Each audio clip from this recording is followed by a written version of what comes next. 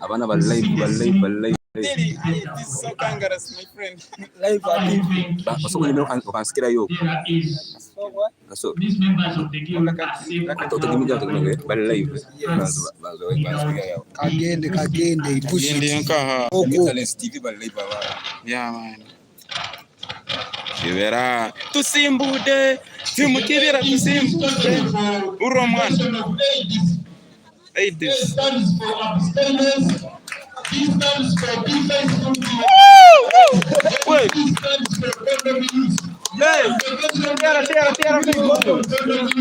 Kiki. Very efficient and easy for the students to use. Yes. So my approach to condom use at university as a method of avoiding AIDS would be availing those condoms in places which are convenient and accessible for the students.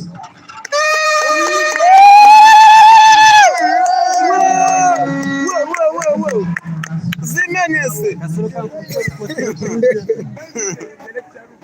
Gambo zimenyese kwata ka. Agendo. Yes, you can have your piece there and pick the condoms.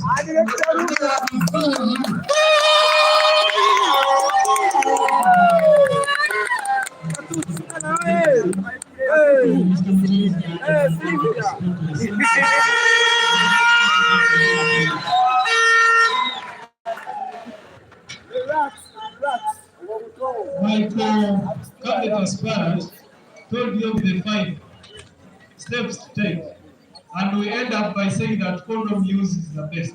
But before that, you have to take it in mind that AIDS has 4 stages. Stage 1, stage 2, 3, and 4. And when you get stage 3, even if you are taking cannabis, it is hard for you to go to stage 1. So before I proceed, I would love to tell you that always do checkup, so that when you find you are in stage 1 and you are HIV positive, you start the ARVs with immediate effect. 2 is that always consult your colleagues. In case you get to know that I'm having unprotected sex and I expect to have HIV, run for what we call PEP or PrEP. It works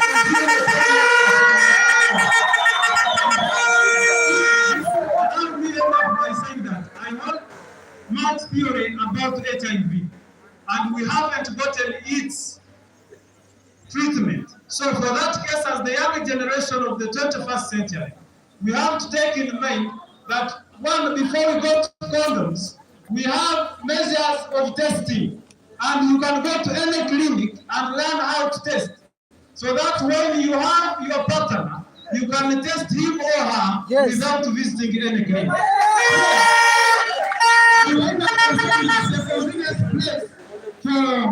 Here, I would love that we're not only in the washrooms having condoms, but I will extend these services to all hostels.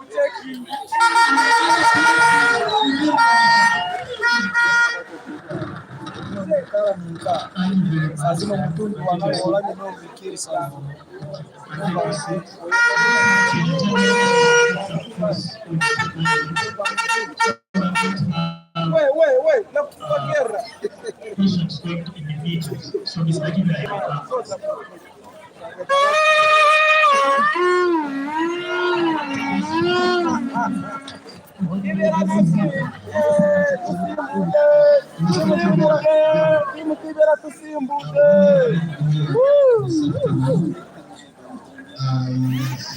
Very much interested in hand washing equipment, because you still have COVID in this place.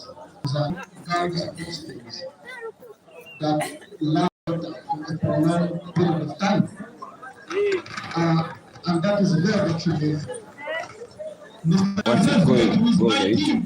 And we found out that at this university, the issue of access for the drinking water is a problem. And this is my approach to the problem. We plan to use you will save water drinking points for our campus.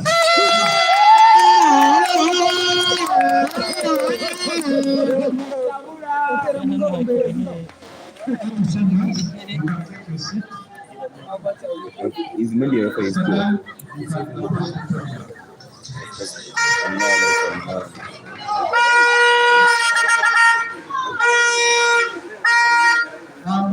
To the audience, please give the candidates ample time. And like I said, each candidate will take the question.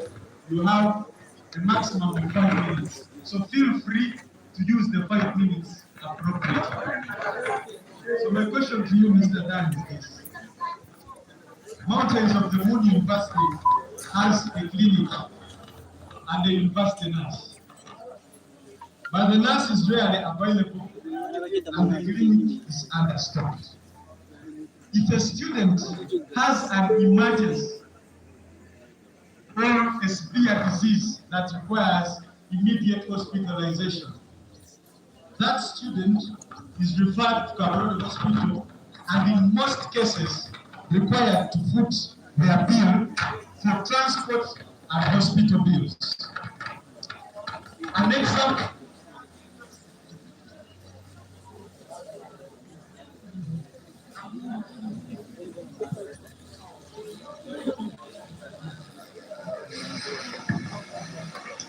Is of a student, I won't mention her name because of patient's privacy, but in November last year, she had ingested poison and she needed immediate health care provided to her. But unfortunately, the nurse was not around and the clinic was understocked. And she was referred to Kabarolle Hospital. If this same scenario happens in your next leadership, if elected as guild president, why is this so? What is the ideal? And who is supposed to follow this up? And you as the next guild president, what will be your policy alternative actions towards handling this vice? Thank you very much. This is a good question in a way that it is not rhetorical. But before I proceed to the answering of your question, allow me to address this public that as we look forward to have safe and drinking water, sometimes we don't have enough water in our washrooms for splashing. Then, here is the other thing. I would like to inform the public that is already informed and the moderator tonight that every student here pays 20,000 per semester for health. And our total population is raising to 2,000 students here. So in this public institution, this is not lost on my ears that we have had many case scenarios. There is one student who collapsed here, but it took an hour. Only the staff brought his vehicle, and his vehicle is not having double spring like the ambulance. So just imagine by the time she arrived at the referral. And I would like to inform this public that the referrals we are given here have not been smart. You know, there is the one referral and there is big smart. One student reached at Kabarolle referral and they were like, students from Mountains of the Moon said, yes, I need treatment. They said, we are going to work about, we don't know about Mountains of the Moon. So here, when you trust me this Saturday, which is tomorrow but one, as your next guild leader, one, we shall ensure together, because I told you I come with unity to lead with you. We shall ensure that we have a well-equipped measures. Our university is equipped with all drugs. The problem we are facing as students is that we are not diagnosing. When I went to, even if the university nurse was there, she does not diagnose me. She will just ask me, how are you feeling? And is giving me paracetamol. Here, in this public institution, and in this development world we are in, you cannot, even if I was telling you that I have headache, thank you, you are not supposed to give me treatment before I'm diagnosed. I will ensure that we have a well-equipped that will diagnose our problems so that we can ably be treated. And the other thing that I promise you is to stand firm and advocate for the equipment either inside the university or outside through the Ministry of Health.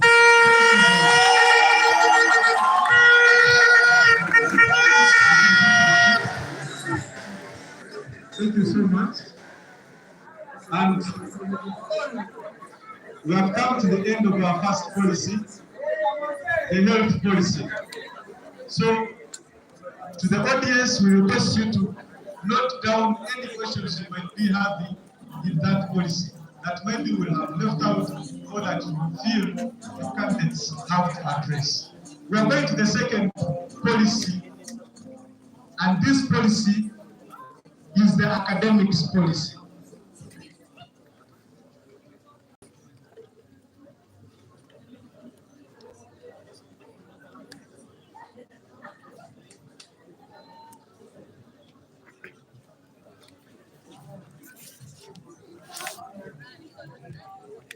And like I said in the first session, or in the first policy, still in this policy, there are questions that will require both candidates to answer. So, we are going to start this time round with Mutuli Zidane. You can approach the podium.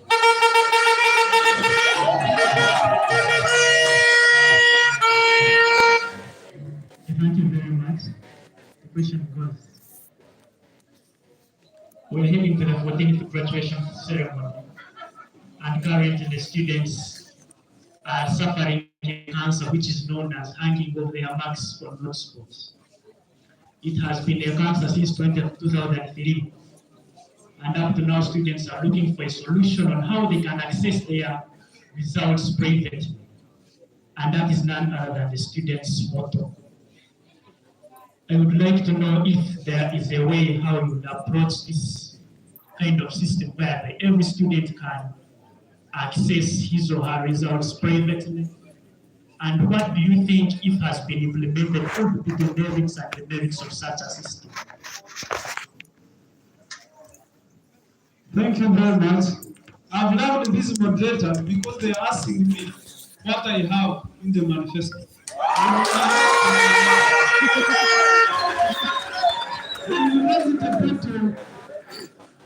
Actually, I called it students' result portal, not even the university portal.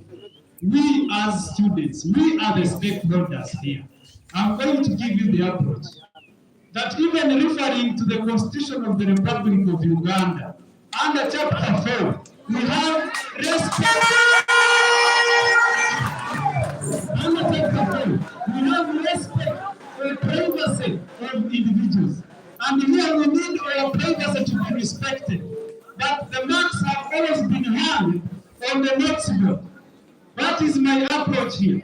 Is that even when the university portal is there, it will be easier for us. When you want what you call partial results, you go there in the academics office, you are paid for partial results, but you are told to get partial results. But when you have this university students' result portal, you just go there, download your marks, print it out, and you just come for a stamp. And that will be one way of easing, because one time I met a student. She was going to grab herself payment of tuition, but she wanted her partial results, and the partial results were delayed. In this time around, that's why I told you that the moderators have loved them. They are asking me what I'm outing to do. When you trust me this Saturday as your next guild, I will stand firm, broadly and broadly, to advocate for students' results portal, so that when we shall use that and remove the other necessities. Like I'm telling you, that my fellow sister did not get her results. You just go there, download your marks, and you come with a stamp. That will be one way of easing your access to partial results. The other thing is that respect for privacy. I've told you it is even in the Constitution of Uganda. So we need privacy, and that's why I stand firm that very easily I will advocate the university students' results portal. Come May, come May.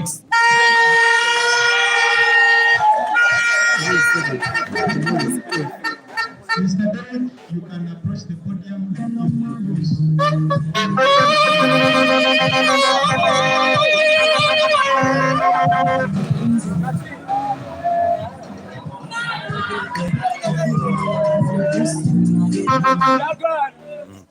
talking of the electronic results portal, our stand on it is that in the first place, we have the students from the School of Informatics and Computing.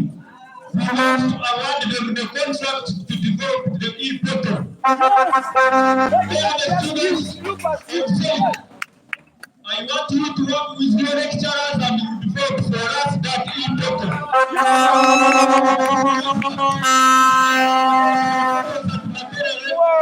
Maybe we need to develop our own portals. Yes.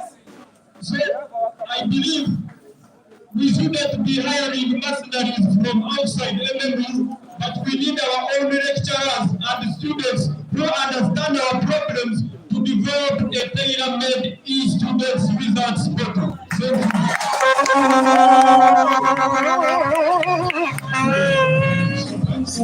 Yeah, man. You can still remain at the podium. For the second question, that is also a general question that is to be answered by both candidates. Thank you. Mr. Kibra.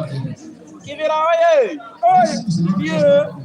I read them select. Zimenez. This is a cancer that has metastasized throughout all tertiary institutions in this country. What cancer am I talking about? I am talking about sex for marks. I'm talking about sexual harassment. I have learned that it is also prevalent at this very school. Most schools have sex harassment policies. For example, when you go to Makerere and you have any charge of sex harassment, the student reports to the gender mainstreaming directorate instead of the heads of departments, and they are supposed to deal with that. When you go to Gulu University, there is the sexual harassment for the person who relays the information to the vice chancellor. I would like you to tell us, what is the sexual harassment policy of Mountains of the Moon?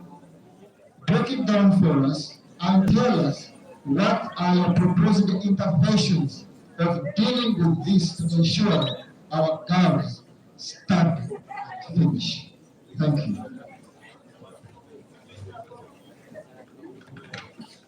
Talking of sex for marks at this university, I actually feel like crying. I have 4 friends in the School of Education who are now graduating because of sex for marks retakes. They were given retakes in the first year, rewarded again retakes in second year, and now they are not graduating. And sincerely speaking, we don't have a clear policy on gender mainstreaming and sexual harassment. And what is our stand? When you elect me and put me into that office, we are determined to put into place a sexual harassment tribunal.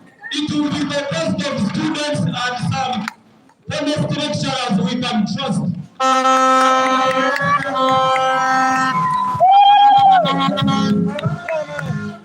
If we can have lecturers like Sister on that committee, and we will make it in a way that we put a farm for remarking.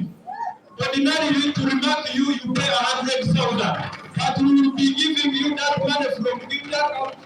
You pay for remarking, and if the lecturer is proved to have given you an return, he or she must exit the best of the university.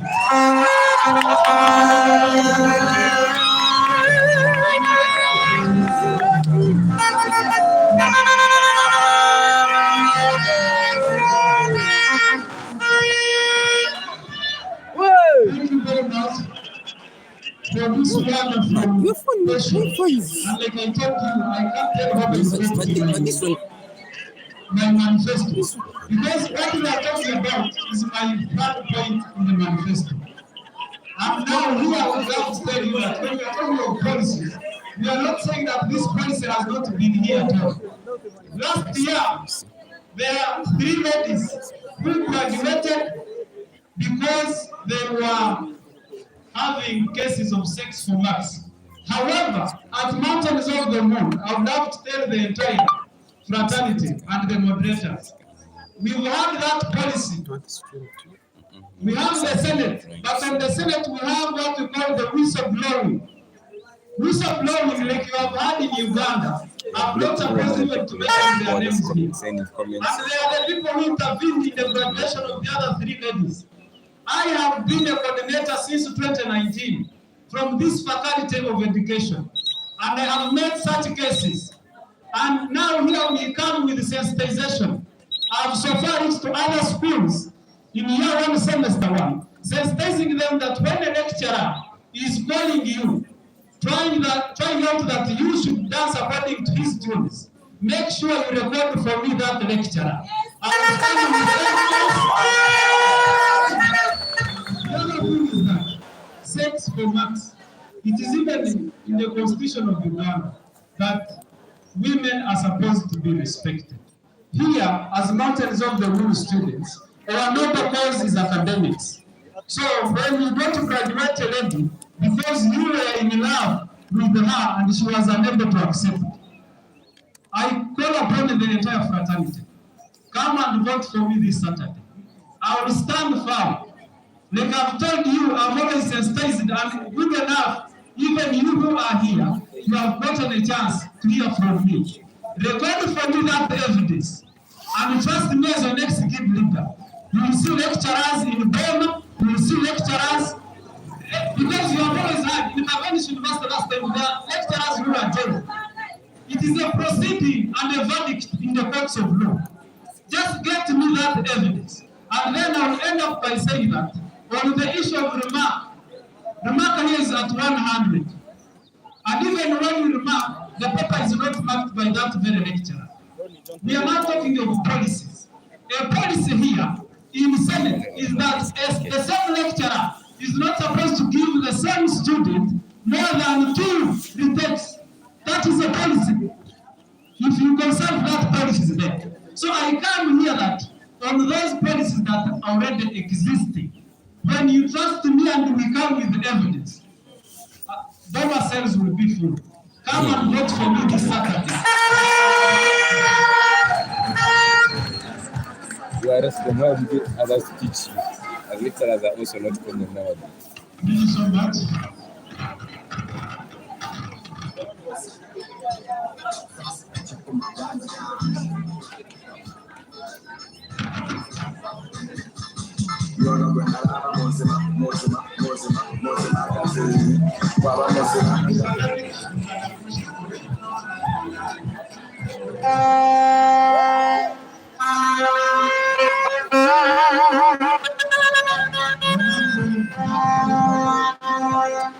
Specific questions, but still under the policy of academics. Mr. Derek, on 13th January this year, the government of Uganda released a gazette indicating the takeover of Mountains of the Moon University as a government institution. And with this, the lecturers that were employed before here were adopted on a government payroll. So my question to you this evening is, how many lecturers were listed on the gazette, and are these lecturers performing their expected duties? If they are not performing their expected duties, how will you approach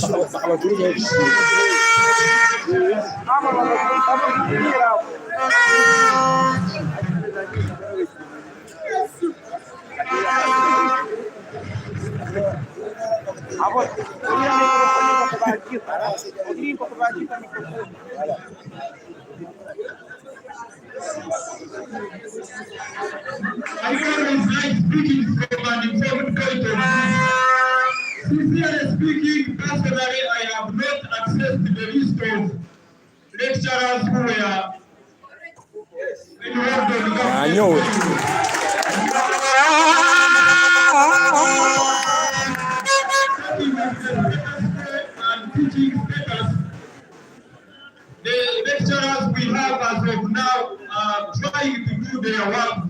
They are teaching us.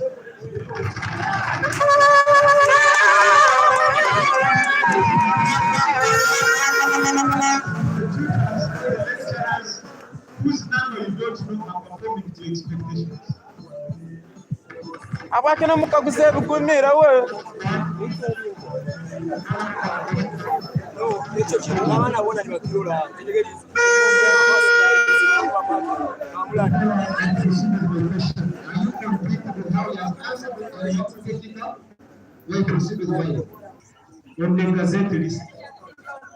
And why am I not contented that these lecturers are serving to their best? Yet we have lecturers here who can spend more than 3 months without attending to a student. Wow. Not giving good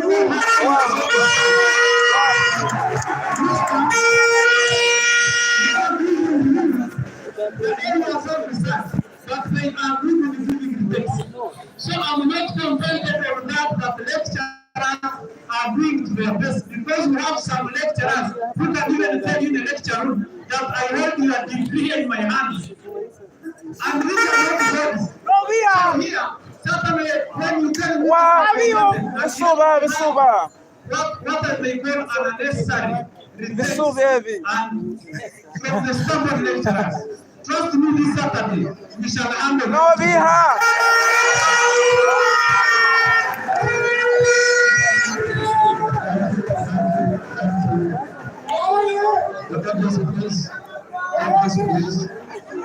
Thank you for taking the time up to me. Now is my question for you. Mr. Mckinley, there is a lot of bureaucracy in mountains of the world, managed with accessing some of these results. For example, 25th March of this year, a student called Pavila Roland, she was supposed to be completing within that year. To access results, there was a different type of results from the professionals, which was hung on the next board. To get the partial results from the academic office, which she paid for, indicated she had filed. Now, there is that process when we get the professional results, they may not do this, they may afterwards you have to take or you don't have the take. One of the things I want you to go through is, can you now break down for us that bureaucracy? Right?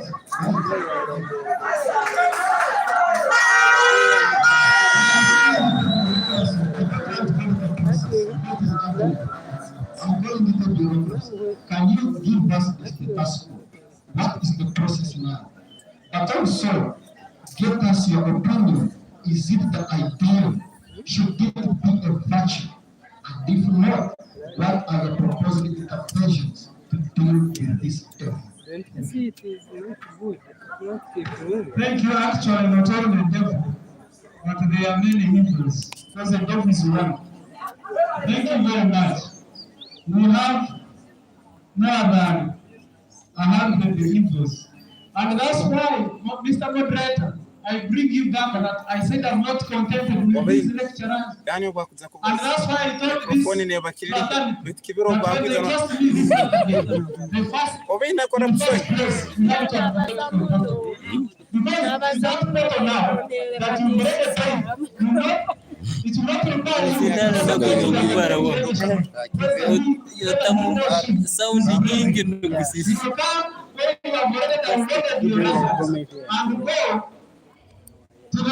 you will give me morale and information.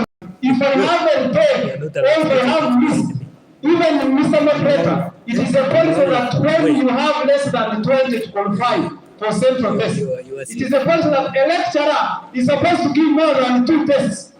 But why I told you we have lecturers who pretend to be bodies. When you come to him and say, I have not done well here, I would love to have an improvement, he tells you, I don't have time. And it is a policy that lecturers are supposed to do more than 2 tests. So here, that's why you see all these scandals coming about. Someone, and I would love to tell you, Mr. Moderator, that her case was handled to the final stage, but there are few individuals, here I call you the so-termed bodies of me, There are few individuals who did not endorse her, even after toiling for a long process to get her results. And I'm a coordinator. That issue, she called me from lockdown, and we called the lecturer to interview in the matter because it's the lecturer who had missed out the central test results. However, these people I told you codes, a lecturer, you will call him, contact him. I can't tell, maybe because you've been in a private entity. Trust me, this Saturday, we are going to deal with these lecturers who seem to be self-bodies, and we shall have our results in time.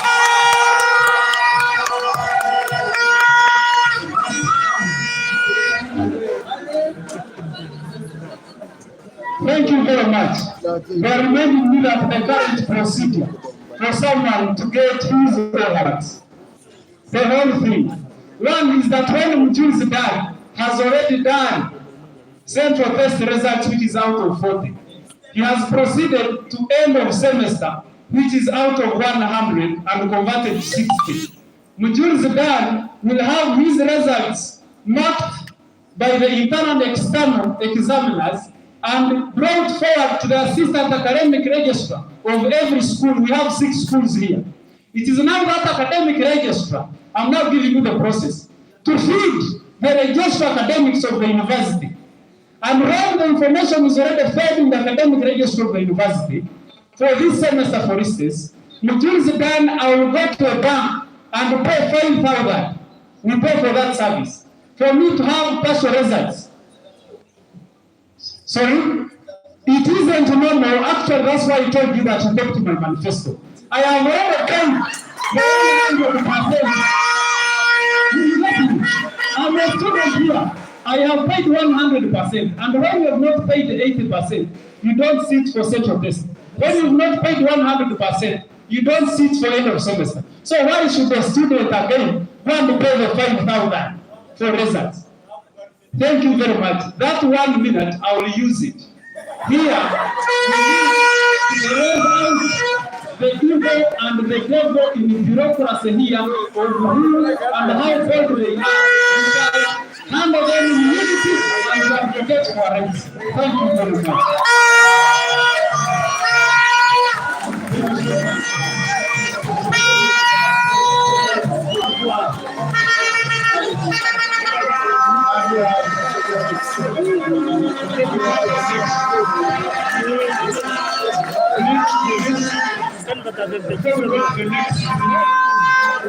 The next policy.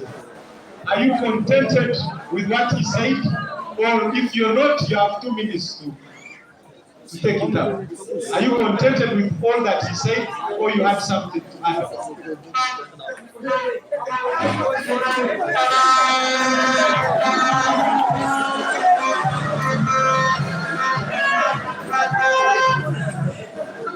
We strongly believe that the bureaucracy in accessing results will only be eliminated if we can put in place an e-portal that one is able to log in his or her system and get the results immediately.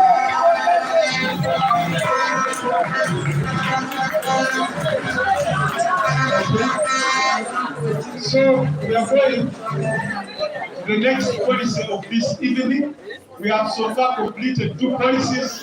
We have completed the health policy, and we have also completed the academics policy. So we are going to the 3rd policy, which is accountability. And to the audience, if you have any questions, please keep noting them. Your time is coming. Thank you very much, the audience, for the cooperation. So the accountability is the question, because this is a general question to all the candidates. Mountains of the Moon University has gotten another challenge, which has been everyone were all worried about. That is none other than the issue of the library. There's a certain amount of fees that we pay on the fee structure of Mountains of the Moon University. Every student here, there is that library fee we usually pay. And the library is characterized by being understocked. I don't know whether you believe with me that the library is understocked. In this scenario, I would like you to elaborate to us how much of the library fees every person pays, and how are you going to make sure that this library is well stocked so that everyone can access and be able to have all the reading materials in the room.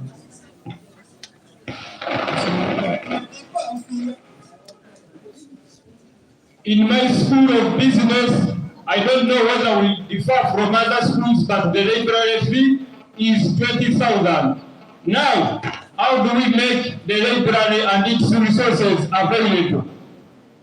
Being in the 21st century, we are moving in an era of technology. In the first place, we will have to task the School of Informatics and Computing to develop for us an e-learning library with resources available that can be accessed at any time and from anywhere. The e-library will consist of all the books that can't even be bought in the physical library. That one is able to read whether he or she is in the hostel in Chibimba or in Kagoto. Now, the other issue concerning the library, we have a problem currently that the administration is locking the library at 8 p.m. in the night. Yet we pay money for it and it should be accessible 24/7. So we will make them, we want to force them actually to commit our money if they can't allow us to access the library. Thank you very much. You can take your seat. Between this done, the floor is yours to answer to the same question. At what time do we really leave this university, and how much amount do we pay for the library, and how we will ensure that this library is well stocked?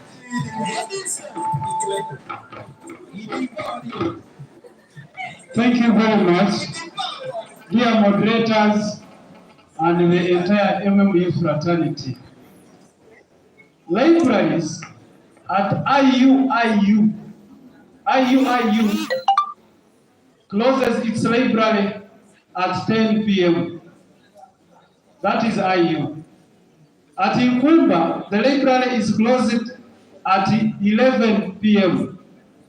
And most of the universities, 65%, they close their libraries at 10 p.m. I would love to inform the moderator that this entire fraternity is already aware that our university library here is closed at exactly 5. Even sometimes, not even at 5. Sometimes you will see someone coming to chase you out of the library before 5 that is gleaming.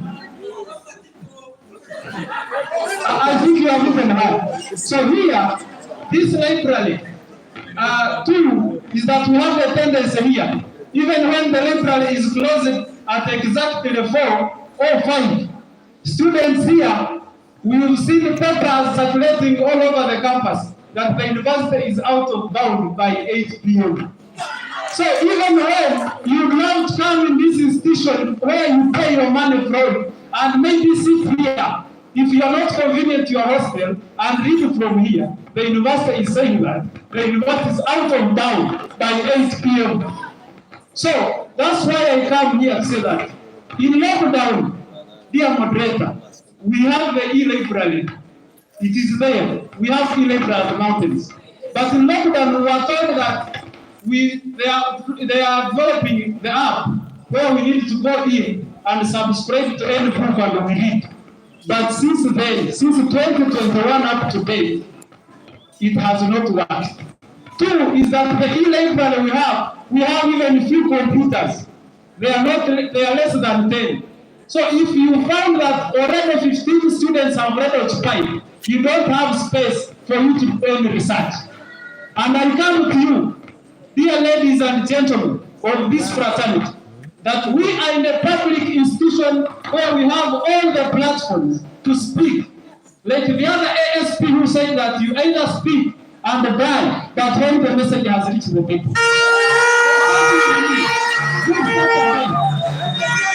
As the next group leader, we shall advocate for the rights of the library. Even students from public health, their library is ever closed and they are paying for it. When you go there, you may think that someone who operates the library is not paid. When recently, when the juniors here in public assembly, he said that they are recruiting people to come and work 9 hours in our library, but up to date, all in vain. Kindly come and consent with me this Saturday. We shall have all things as the way we require. Okay, did you clarify, because you are the next guild president and you'll be the head of accountability, and it's better if you really know the amount of library fees we pay so that you can put clear accountability and all the imprisonment that will incur the lecturers in case they do not give us the clear academic stuff. Thank you very much, moderators tonight. You know, when we talk about accountability, I don't know whether you're coming to accountability of other things. Here we pay functional fee, where we have library fee, Wi-Fi fee, Wi-Fi which does not even download the picture. We are paying 50 per semester. We have many functional fees, where we have this library fee like my co-aspirant told you, but they are not functional. And that's why I told you that as stakeholders, we are not contented. And that's why from the eligibility and experience I've had, I'm here that these students here consent with me so that we can advocate for accountability. And not only accounting the institution, but also the guild fee we pay is swindled and embezzled. According to the guild constitution, the internal auditor is supposed to audit you 7 days to another presidential election. But as I speak now, we haven't seen any accountability. Thank you very much. Dear brothers and sisters, like I've told you that these people are just encroaching on my manifesto. Come and vote for me this Saturday. Everything will be fine.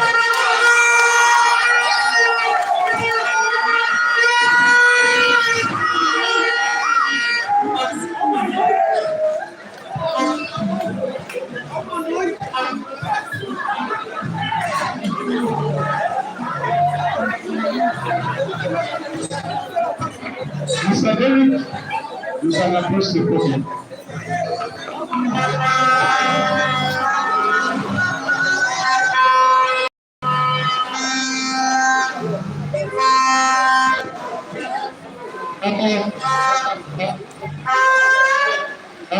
Audience, please. His Excellency, Mr. Kibera Derek.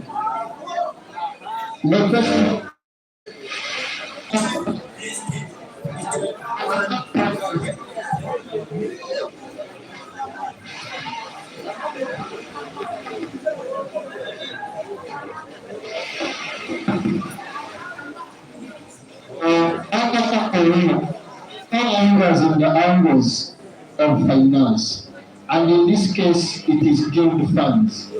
As a guild president, you are going to be running this account budget. Could you please tell us how much money in total does the guild collect, and what are your priority areas of expenditure? Could you also please tell us why you prioritize those areas? Thank you.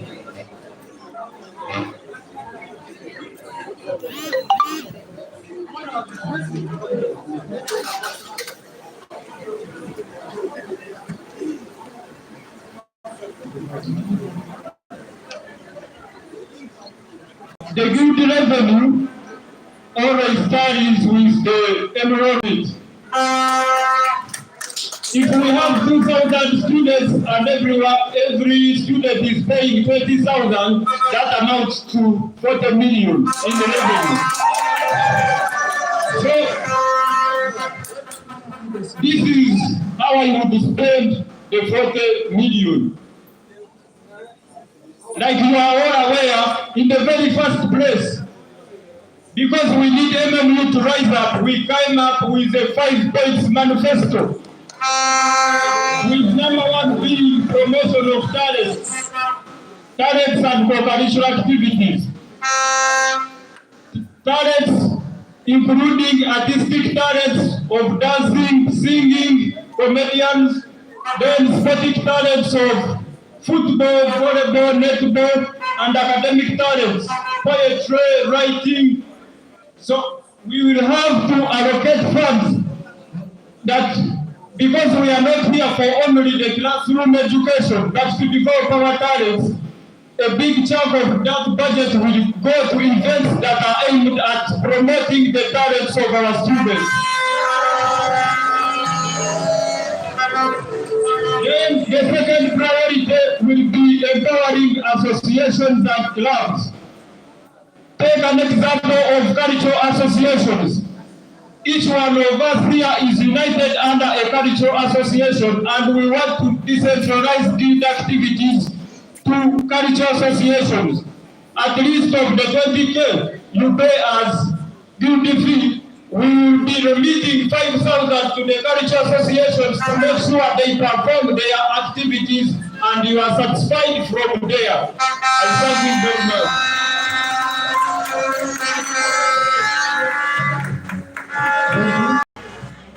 Mr. Dan, you can approach the podium. Are you contented? If not, you have 2 minutes to take it up. Thank you very much.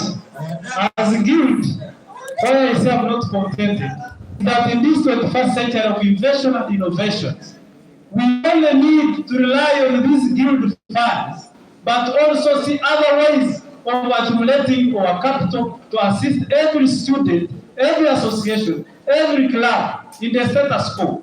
We have this guild canteen. It is called the guild canteen. It is one of the sources of the guild, not only the guild fee. And last time, this guild government was operating on the budget of 700 or 78 million. I would like to ensure that this guild canteen has not been operated by students. We have students doing business. I will give you a case in point. We have Fortunate. She bakes cakes. Thank you.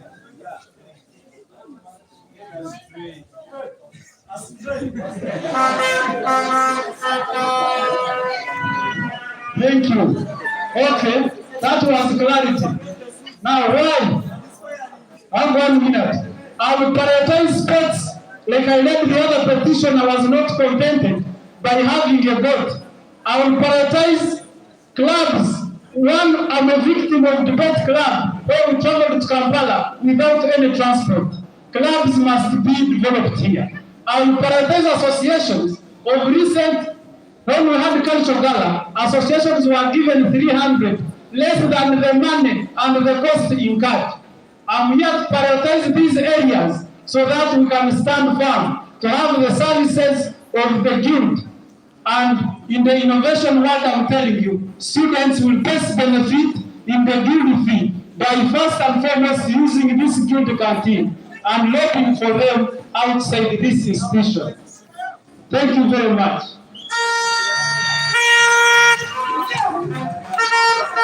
Thank you so much, Mr. Dan. Please.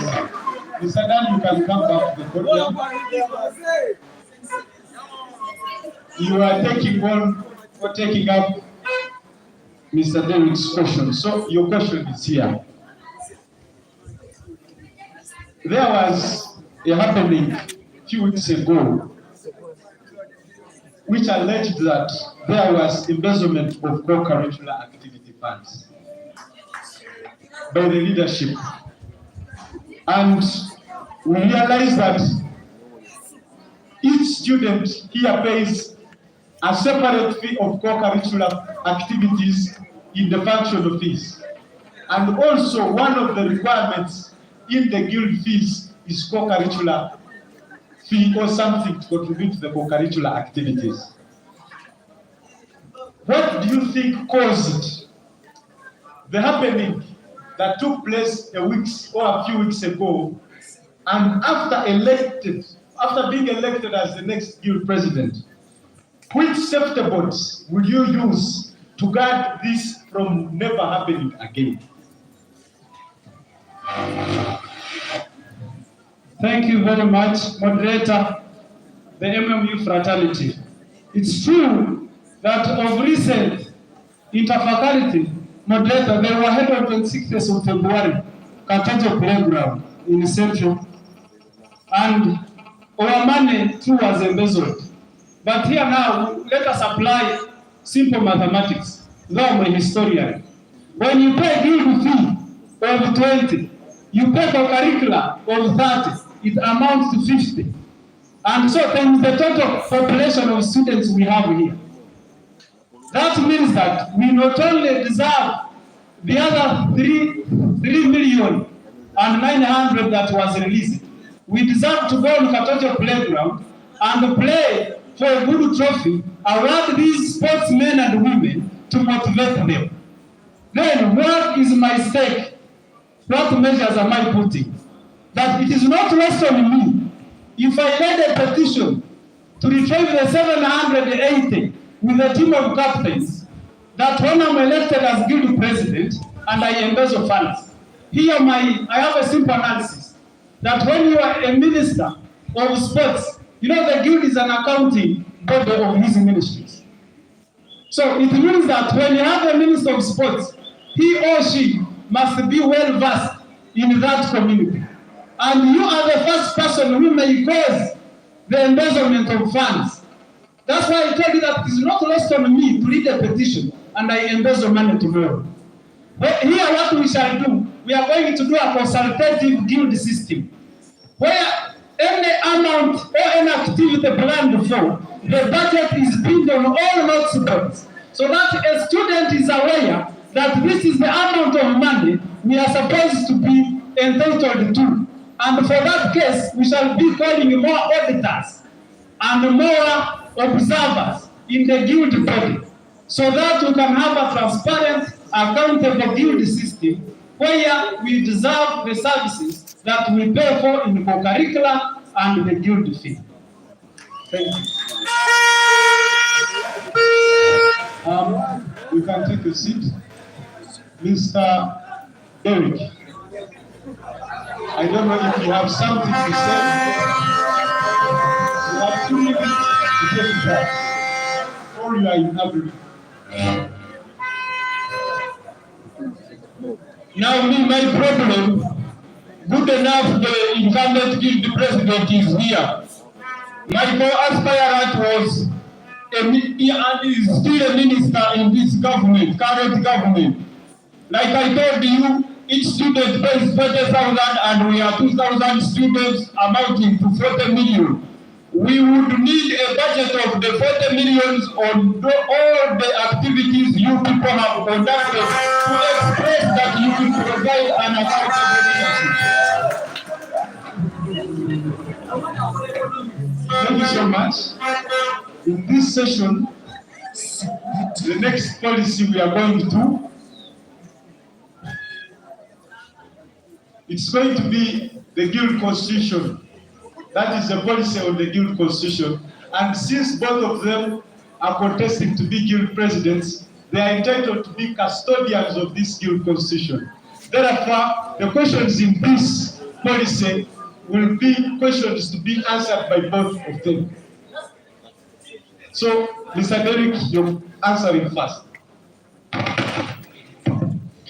Mr. Gold, I'm sorry, I've forgotten. His Excellency, Kibera Derek.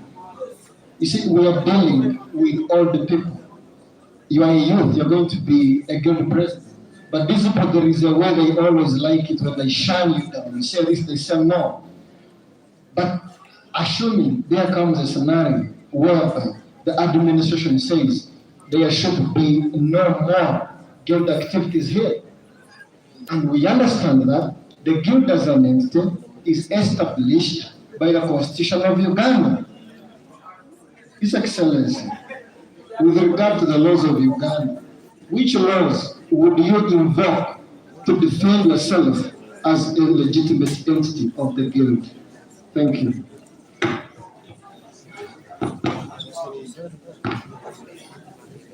if the administrators woke up one day foolishly and declared that we won't have guild activities anymore, I would refer to the higher institutions, and it is called the Tertiary Institutions and Universities Act of 2001 and amended in 2006.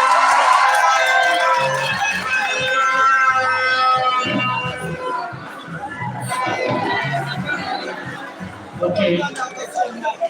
Daniel, you can come and respond to the same question.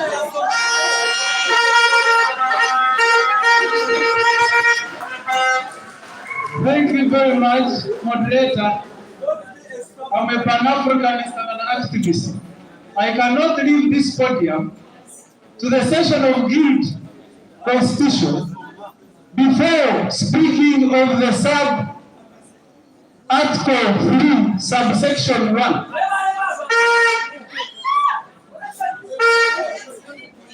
Yes.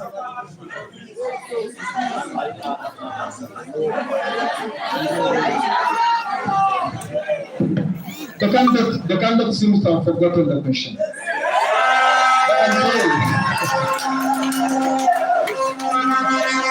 His Excellency Mutualist Dan, I am saying today, because we are dealing with the very different individuals like you have put it, you've used very many adjectives to describe them. I will not employ any of them because I'm not rich in language like you are. But I'm saying that if the administration of Mountains of the Moon today sits and says there is not going to be any more guild activities or the guild itself, and we know guild is not just here by mistake, it's established by laws of this country. What are the laws you would invoke to defend yourself as a legitimate entity? And maybe if you have other steps you would take, what are they? Thank you very much. As simple as it is. Legitimacy. Here we are dealing with the law. Because by the time the admin comes out and says that there won't be any other guild activity, that will be a provoking section that will require the dad you have elected to be on the front line. Why? Not only using the Tertiary Act of 2001, but I will also use the Constitution of the Republic of Uganda as amended 1995. And chapter 4.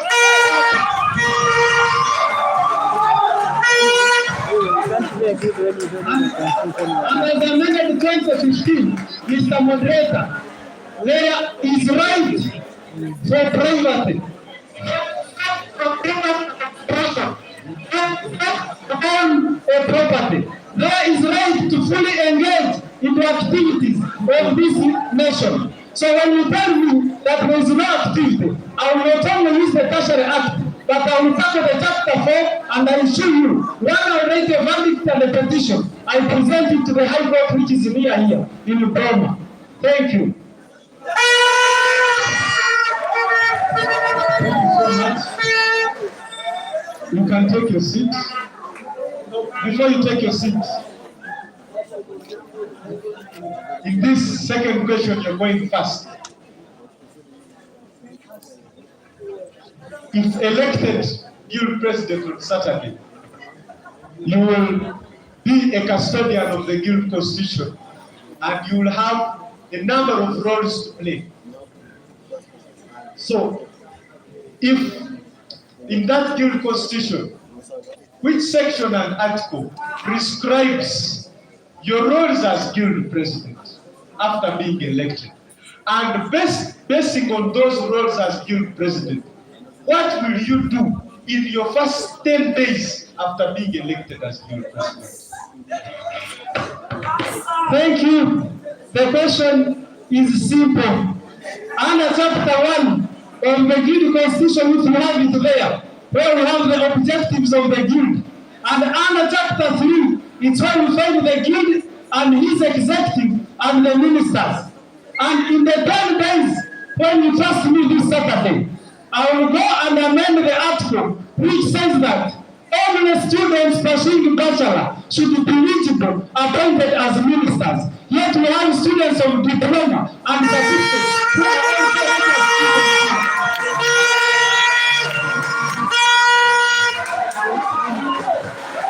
You can take your seat.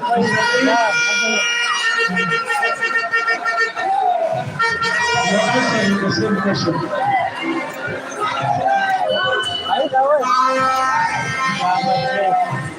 The question says that on Saturday, if elected the next guild president of of Mountains of the Moon University, you will be a custodian in charge of the guild constitution.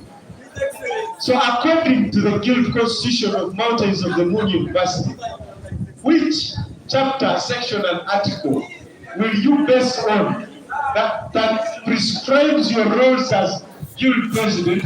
And if elected, basing on those roles, what will you do in your first 10 days after being elected guild president?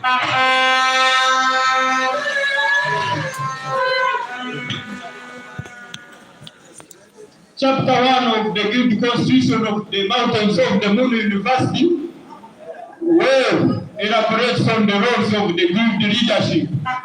And once elected into office come Saturday this week, of the roles of the guild leadership is establishing good relationships with government and non-government organizations. I will, in the first 100 days, make sure that we have a health center here, working with government and NGOs that you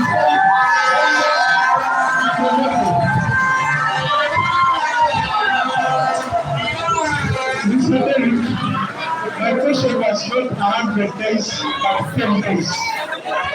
You can correct yourself. I reiterate that in the first 10 days, we will have reached memorandums with government and non-government organizations.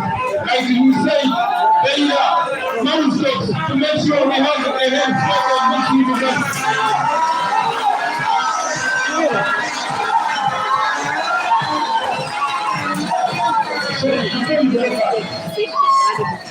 Your opponent responded to the same question. Do you have anything to say about what you said? You can take your seat. Mr. Dan, your opponent has responded to the question. Do you have anything to say about what you said?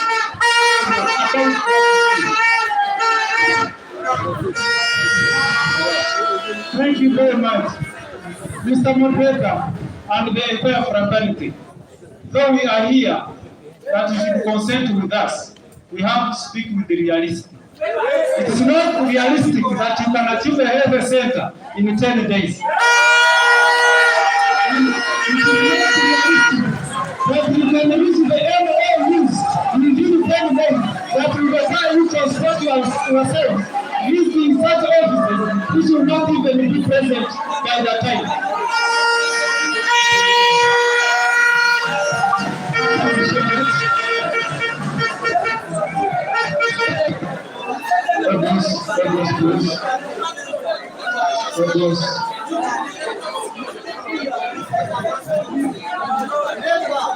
Audience, please. Thank you very much to this guy. Excellency to this guy. Other members, I know the session has now caught fire. I think you are enjoying. So, we are still on the issue of the law. And we understand that no one is above the law. And when you interpret the law, then you're on the right track. When you are caught unaware, then your ignorance, it doesn't matter. So, ladies and gentlemen, the question goes, in the Guild Constitution, which was stipulated in 2005, we know in 2005, it was still a young, growing university. Now this is almost the 19th year. We understand in the Guild Constitution currently there are very many loopholes that really need to be filled and amended. Could you pick to us the different amendments as a guild president that would make suit students' services at Mountains of the Moon University? Thank you very much. Allow me to re-echo something that has been hurting me, is that only a student of bachelor should be eligible to be a minister. Yet there are other students who come for diplomas, even when they have attained other certificates. Yet you find a student is doing a certificate that is eligible to serve from his or her experience. When you limit this guild constitution to only bachelor holders, you are not respecting other students. That is one area.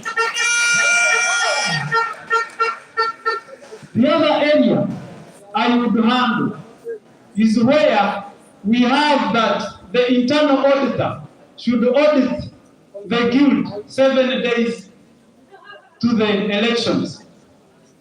7 days to elections, someone has already served. If I'm Julius Dan, I've already served.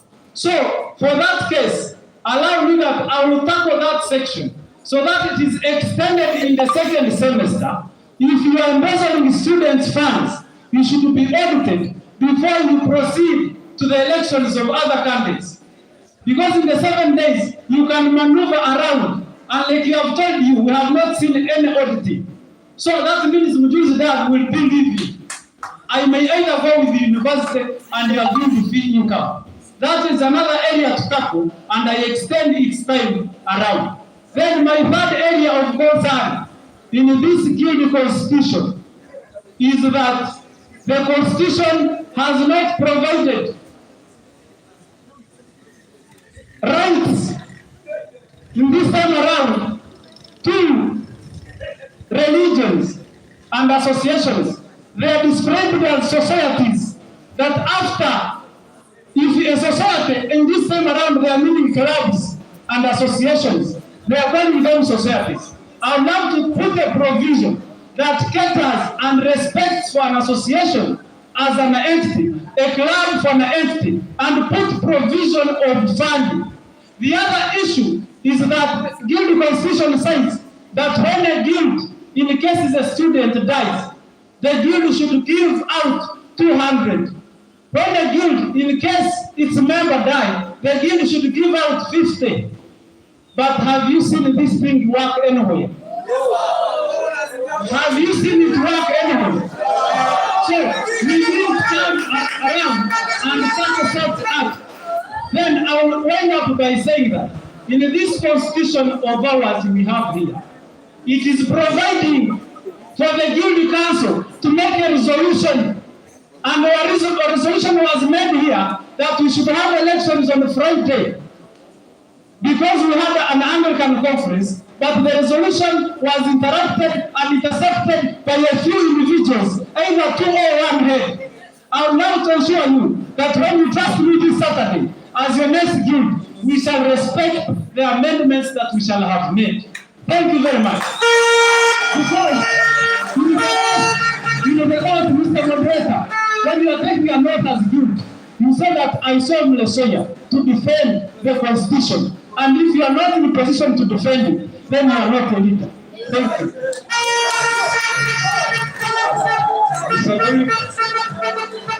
Mr. Derek, you're answering the same question. You can approach the podium.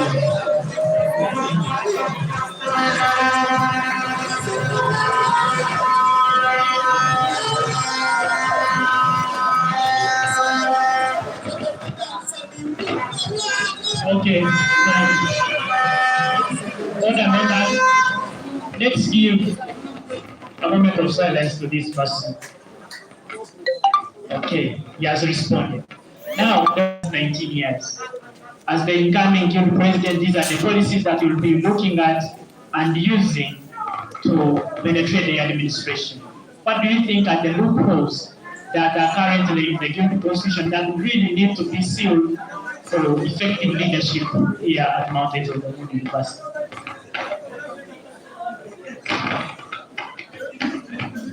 The current guild constitution got many loopholes, but I'm mostly interested in two areas. One, the Constitution spells out clearly that weekend students are not allowed to contest for future president. Yet there are students here and they pay tuition and should get the activities like any other students. So that is an article we would have to amend in favor of weekend students. Then the other issue, now that MMU is the public university, we actually need to do an overhaul of the constitution and make a standard constitution that matches with the constitutions of other public universities. A case in point, at Makerere, before we head to another election, the current deputy president should first step down and hand over powers to the speaker. Unfortunately here, the constitution doesn't allow, and Mr. Osbat is still in office and doing influence peddling in the election, which we want to relate.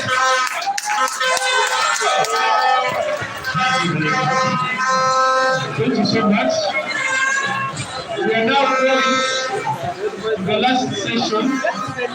I request if you have your questions, those that have already written them down, you can pass them forward. And those who are ready to ask by themselves, start preparing, because we are soon opening up the session of questions. So we are going to have a brief interlude via a poem, and then we have the last session, then we have questions from the audience. So thank you very much, the chief moderator, for this evening's debate. So we are heading almost to the final session, and after this final session, we shall be entertaining questions. They have told you if you have a question that is written, please you can be forwarding it, because after the final session, we shall be giving you minimum time to ask because we are running out of time.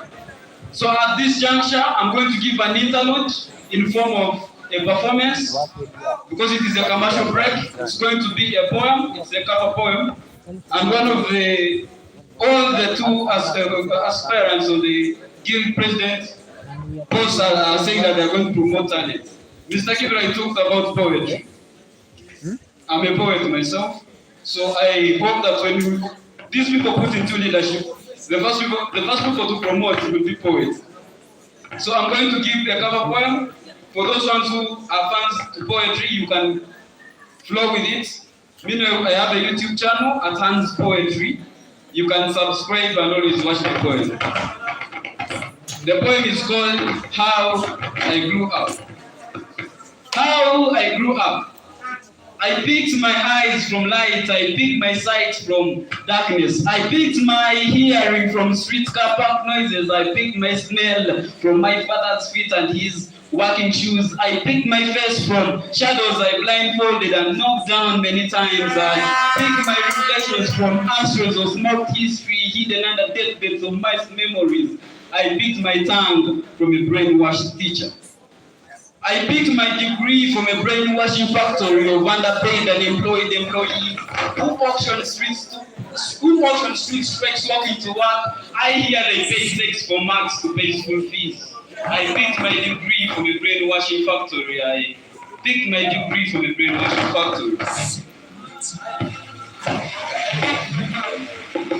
I picked my mother, hiding from our ancestors in the Garden of Eden. I picked my brother from Benjuanka Street, Luwum Street, Miguel Street, waiting for God's sign to prove eternal life was not just an empty street. I picked my brother's tears from the rain, ready to wash his hopes away. I picked up his face and I said, it will be okay.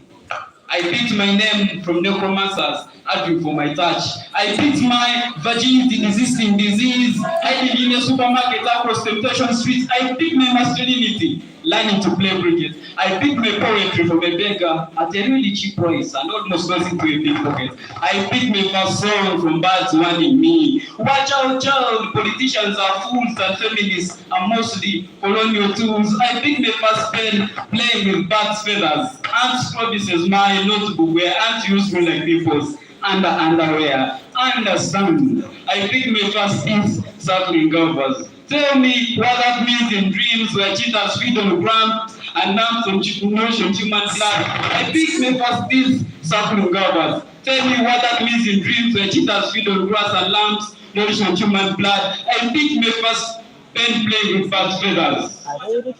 How I grew up. I picked my first irony from the farmer who sowed the mustard seed and planted his squirrel in my political space. Now he thinks I'm his animal feed. I picked my first footsteps, learning to run away from the seed and thinking of darkness. What else could I see? I picked my first lessons, learning to take defeat. I repeat, I am learning to take defeat. I repeat, I am learning to take defeat. I repeat, I am learning to take defeat. Thank you very much. That has been a poem. Please, if you're fond to poetry or if you love poetry, I have a YouTube channel at Hans Poetry. There are so far some pieces there. You can subscribe and I will be loading more poetry content.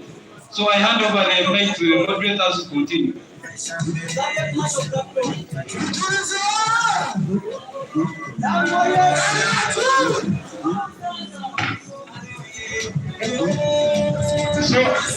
we are going to the final session, and in this final session, if you have questions,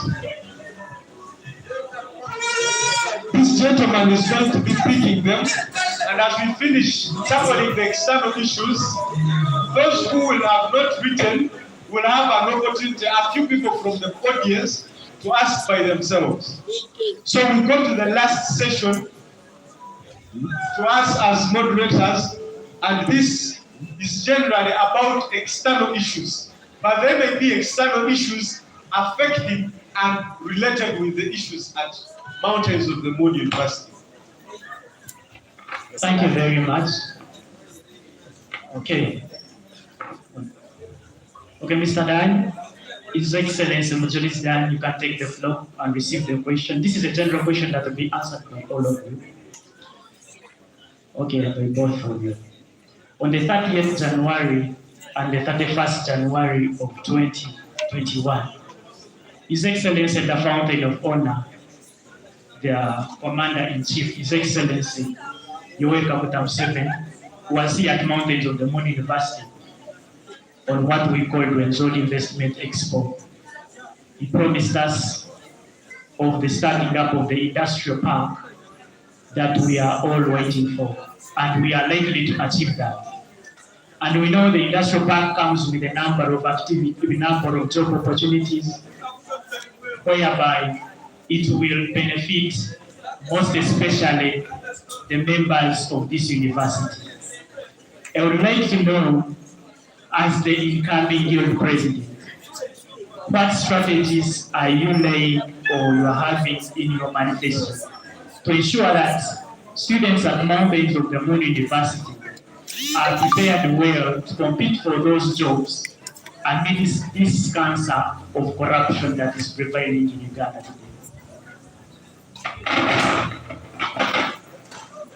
Next question, industrial park, that was 30th January when the expo was here. But I'd love to inform the MME fraternity that even in November last year, we hosted the Minister of Tourism and Antiquities and the Miss Tourism Uganda here. In the session where I attended, we requested the Minister of Tourism, who is just from Kenjojo district, to have a hub brought here at Mountains of the Moon, so that students of tourism and business studies can benefit, most especially tourism, and get experience, so that when the industrial park is coming, these students have already gotten connections and experience to compete in the jobs opportunities that will come forward with industrial parks. And it is not lost on me that even in that very meeting, the Minister of Tourism talked about that industrial park. So I'm here to tell you that when things are being followed up like the way they should be, and I'm the first person with the first hands information who was in that meeting, that I can ably reach out to that minister to connect in conjunction with our students here, because even that minister seems to be one of the former proprietors of this institution.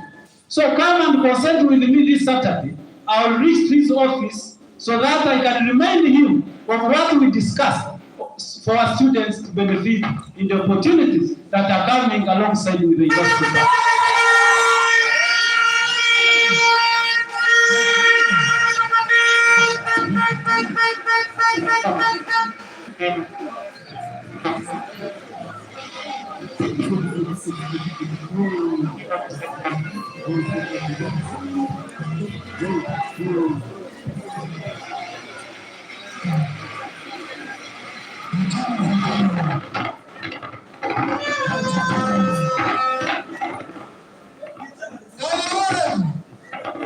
In line with the mission of this university,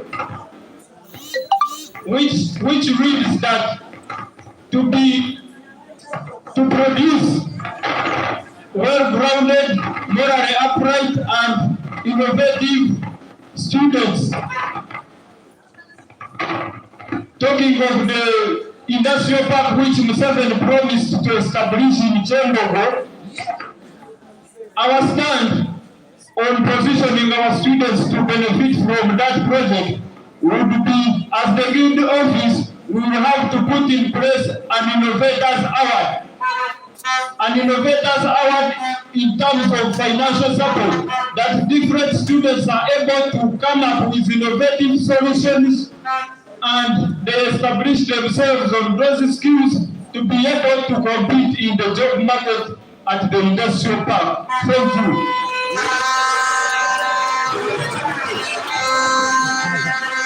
And then we go to specific questions. Mr. Dan, you can approach the podium.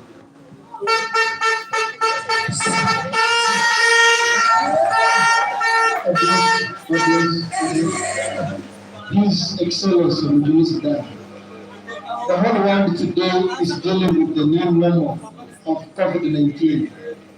COVID-19, which left closure of so many things, but most importantly, schools.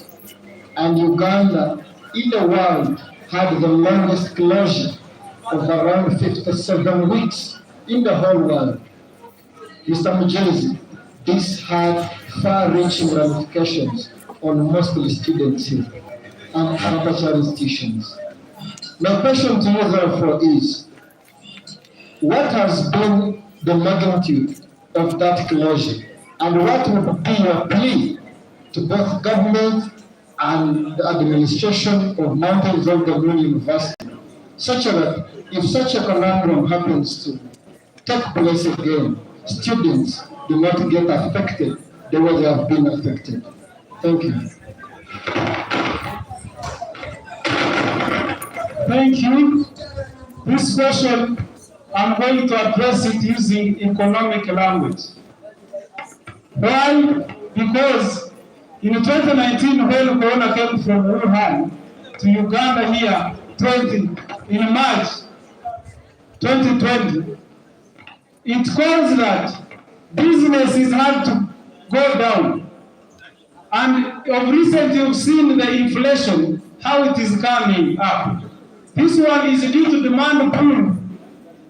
And I would love to now advise the government, because here I have to handle it in two-way traffic. The government of Uganda should embark on import substitution method. Because when it embarks on import substitution method, it means that for it to come out and grow its GDP from the effects of lockdown, when it exports much, which is producing for itself and imports less, it will be accumulating and developing the GDP. That is the advice I can give to Uganda, and how I wish Minister of Finance was here. Then the other thing is, as students now, how do we come out of this COVID-19? One is that, personal as Mujul's done, I got my 2 jabs of AstraZeneca. And I implore you that if you haven't been vaccinated, rush to any health center for either in Mutua or in Muhot and be vaccinated. because COVID-19 is still in providers.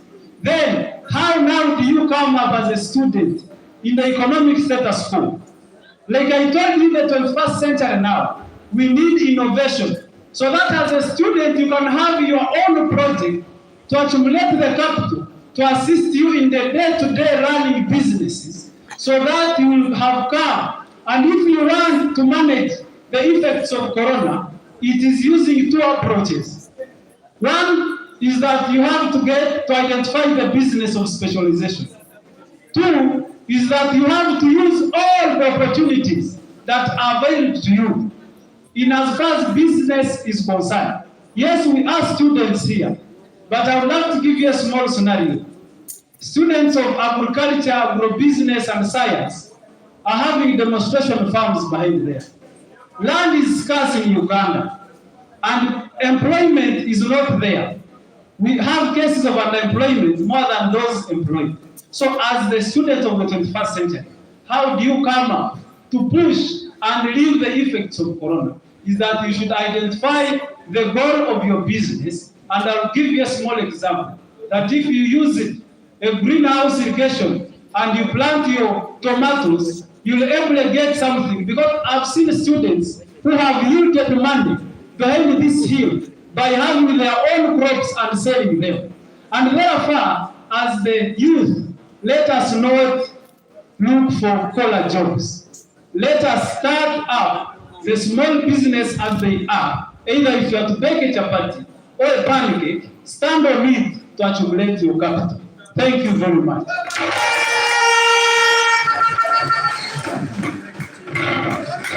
Thank you so much. You can take your seat. And the final question from the moderators goes to Mr. David. Mr. David, you can approach the podium. Are you contented with this answer?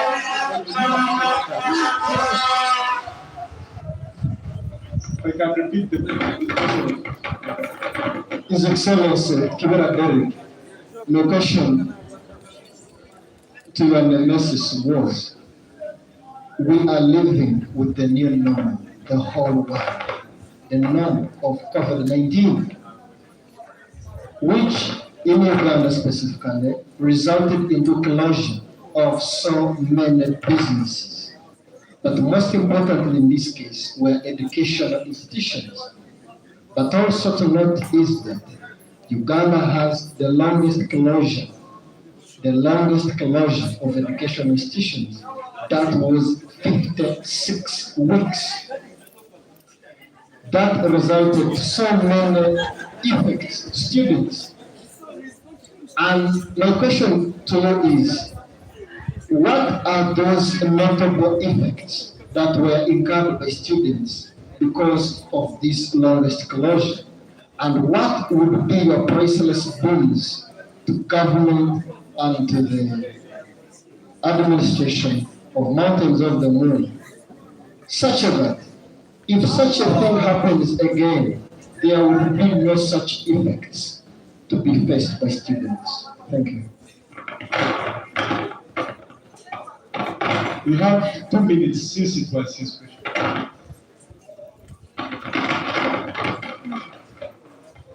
In the very first place, I must say that the long closure due to COVID-19 wasn't all about COVID-19. It was motivated by politics.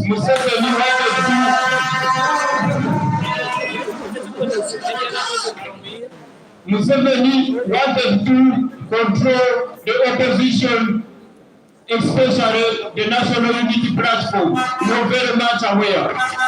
Then talking of the effects of COVID-19, I must say that most of our friends did manage to get back to university because in one way or the other, their parents or guardians were affected in a way that they lost a source of income due to COVID-19. So, my appeal would be to the government that they should establish a fund to cater for the students, that in case we get an emergency again, that money should be there to be used as loan scheme for the students. Thank you.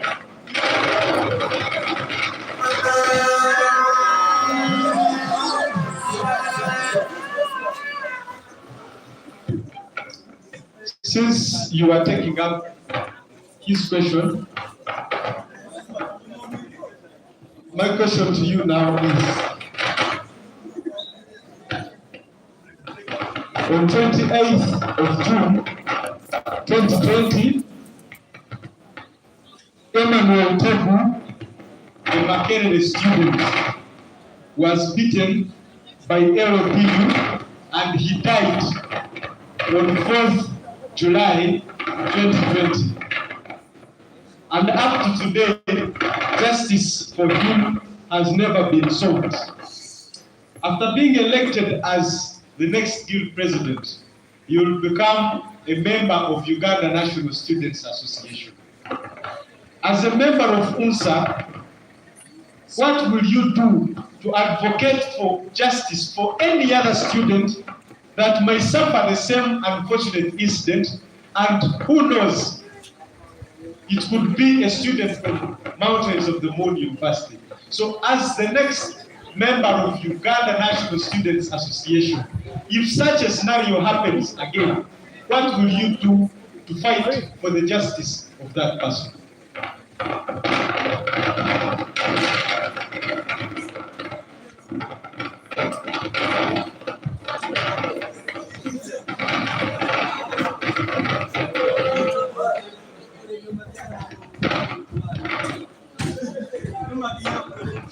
I wish to make it clear that the MMU Guild will not only be a member of the Uganda National Students Association, but will as well subscribe to the Guild Association of Uganda, the National Youth Council, and the East African Students Federation.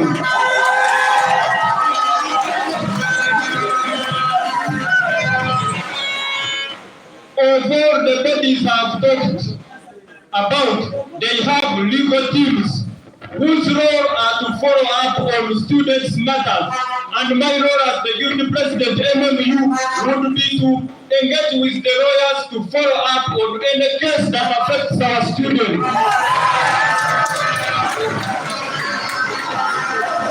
Thank you so much.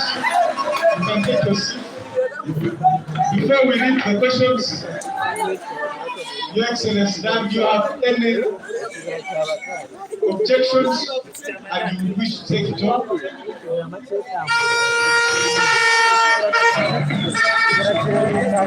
Thank you. Well, moderator, allow me to clarify that to the other first question, the way you said it to me was not the best way how you said it to him. According to him, that this government should have online study and improvisation explicit all rural areas and provide other electronic materials, teach this staff of education so that in case of any disease outbreak, we are not affected, but we can stand even when we are at home. Then lastly, to what is from the podium, as I do, not only using such entities, I shall rush and call on board what we call the civil societies to engage, because for NGOs, they can give you a lawyer at a free cost. But to avoid the bureaucracy of UNSA, of the East African Federation, of other organs, you can rush these NGOs. Simply, they will be here to have your rights in court addressed. And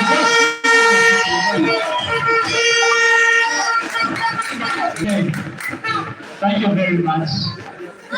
And it is splendid, like the way how the team stated, splendid to all His Excellencies contesting, and thank you very much to the audience for what you have exhibited, the best peaceful atmosphere you've given to us. Before we go into the session of the questions, there's something I want just to put clear, because we are all members of the guild and we need to know the law. Like one of the guild aspirants stated, is that the law does not allow the weekend student to stand as a guild. This thing was amended, though not yet incorporated into the constitution, but at the moment, of course, the guild needs to know even the amendments that were made. And again, Because we remember even the person who handed over to Elias was not a regular student. That is enough evidence. So it should be clear to everyone that even when you are a weekend, even if you are regular, you are eligible to stand as the dean president. So ladies and gentlemen, let's go to your questions, then the aspirants answer. Okay, I'm going to start with these who wrote their questions. And the first question is to Mr. Chivida. Derek. I'm going to be reading the way they have stated the questions here. Please, you can approach the podium.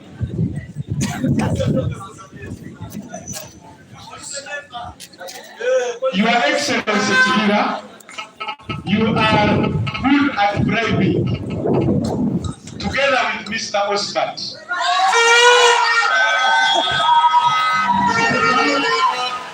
How can I trust you that you won't embezzle funds, yet you are doing it even now? You are doing it even now by breaking and threatening students.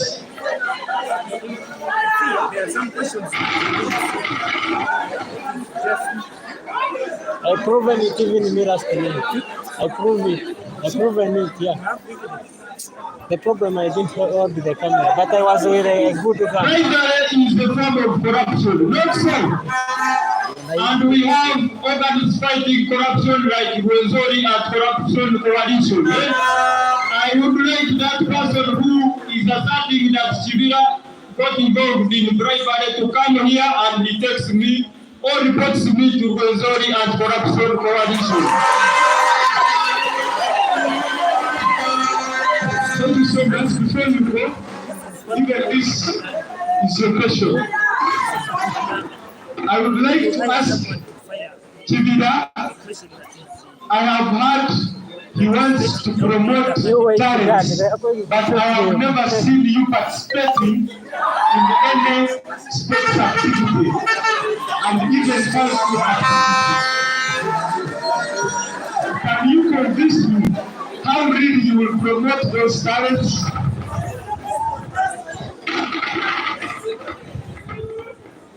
In the very first place, I told you that talents take many types. We have artistic talents, sporting talents, and education or academic talents.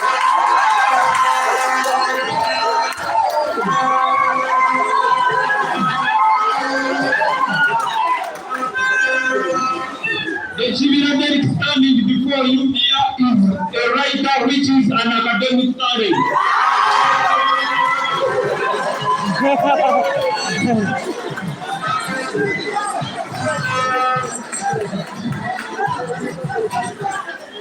And sincerely speaking, to make it very clear, if I don't have the talent, if I didn't have the talent at all, I shouldn't be jealous for the one who is the talent.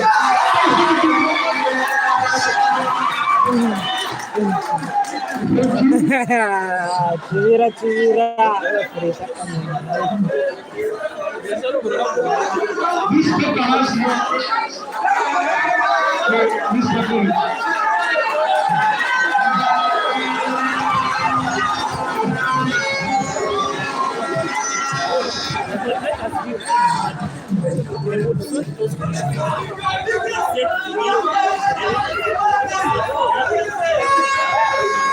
on weekend students, I have heard you saying that weekend students are not allowed to contest in the Guild Constitution. I'm just reading the way they stated them. But of recent, I have heard the Electoral Commission announcing the post for weekend student representative. Please, Chivida, justify the statement or withdraw it.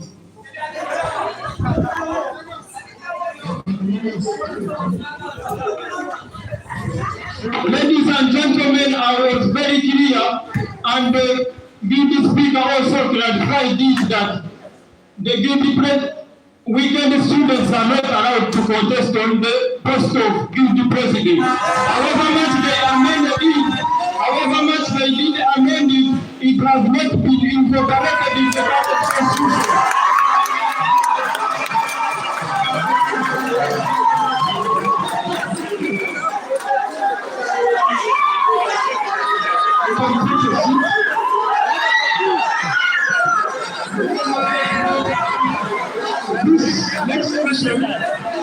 Please, those who have written one question, I will only read out 2 questions. These questions are from Batega Michael, an economist.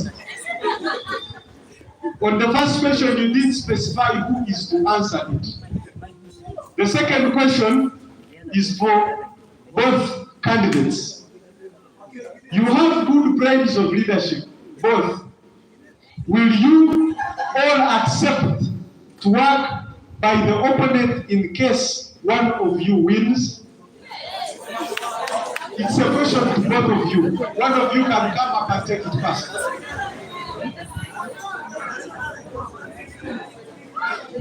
Thank you very much. Dear fellow students, even after Saturday, we shall remain colleagues in this academic institution.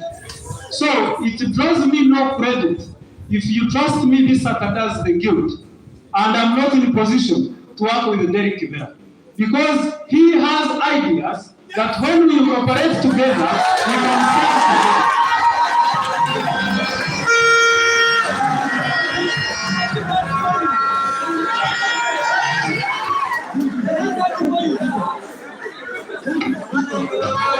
Mr. Derek, it was a question for both of you. Should I repeat it for you?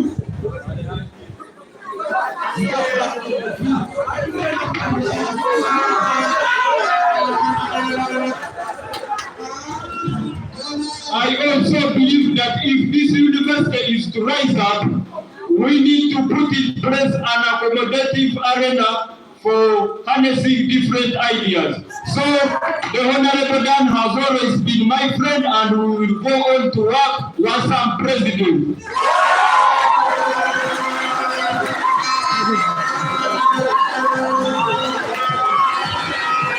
Thank you.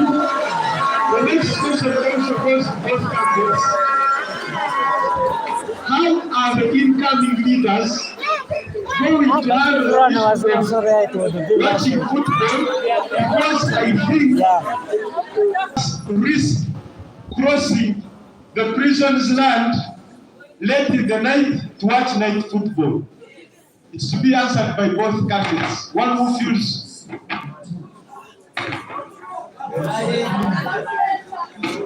Thank you very much. My fellow sisters and brothers, what is asked from both of us is already in my manifesto. As students who raise around, I'm one of them.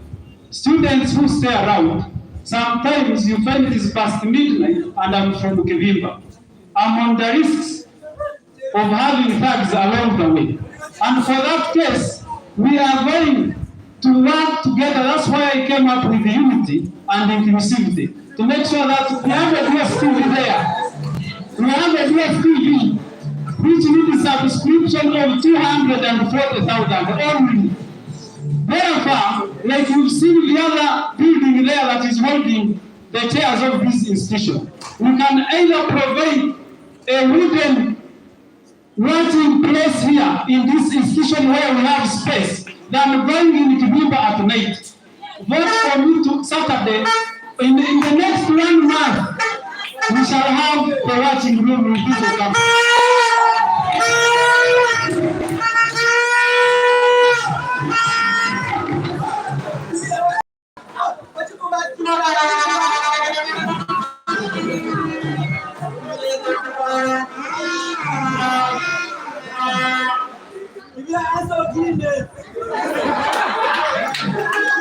Ladies and gentlemen, like I have always told you that it hurts me that for 3 years the student is here, the only form of pressure he or she gets is Wi-Fi.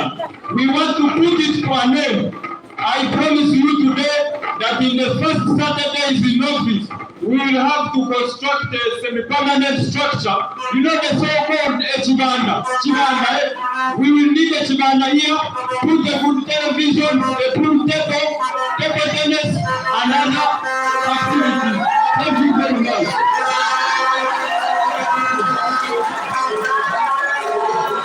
Mr. Derek,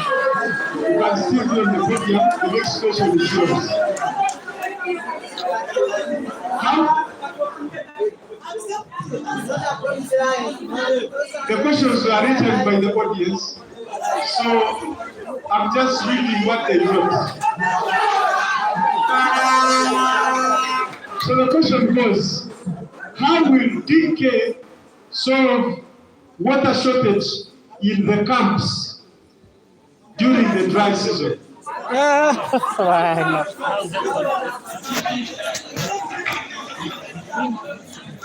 In the first place, this question should be written again because I don't understand which camp. Is it a refugee settlement camp or...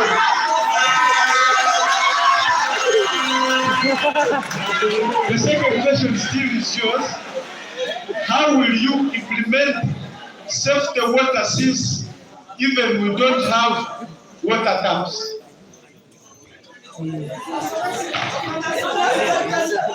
Ladies and gentlemen, the shortage of availing clean, safe drinking water takes no rocket science.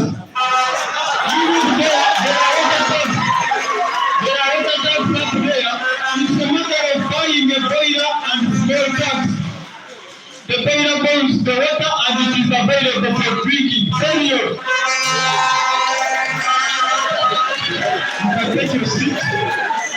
The next question goes to Dan, Mr. Mujurisi Dan.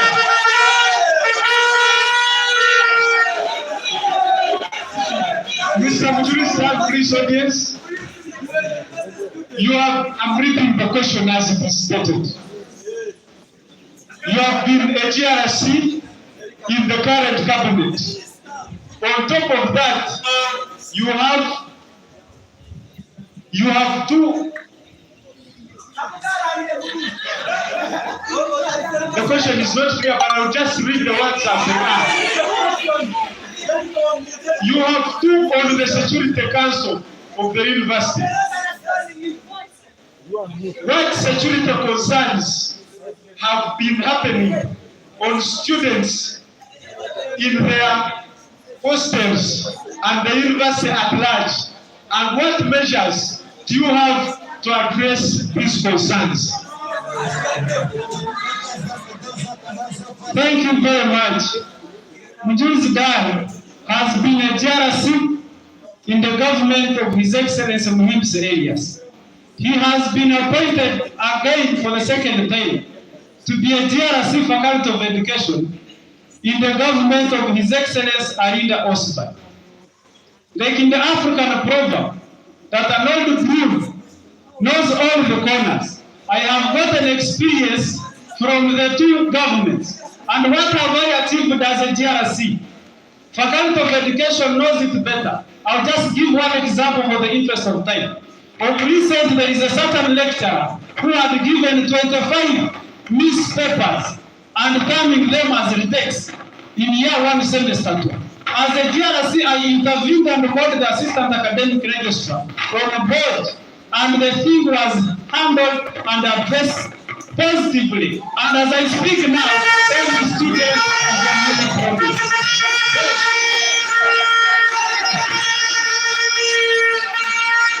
Now, when we come to security, Mujurisi Dan in my CV, I have 1 minute. I handled cases of theft. A case in point is a student from business called Makanika Janet.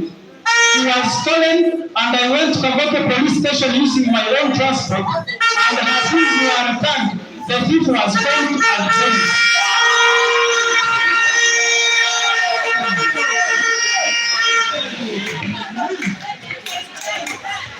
Thank you so much. So, before I read any other, I'm going to first allow those who have questions that they can use the microphone. I request one person to come from this side, one person from this side, one person from that side, one person from there, and one person from up there.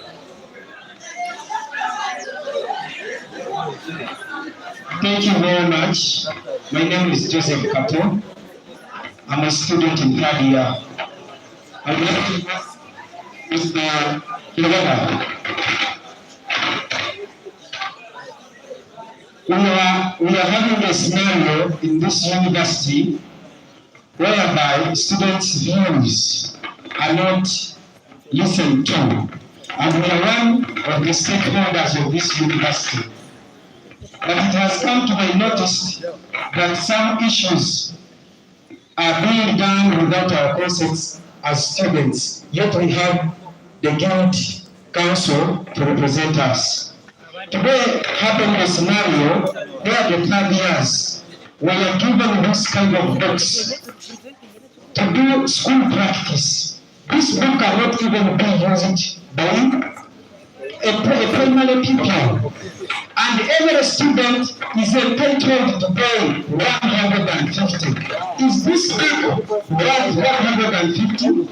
So I'm asking Mr. Kibira, how are you going to mitigate such instances of not involving the stakeholders as students when it comes to decision making? Thank you.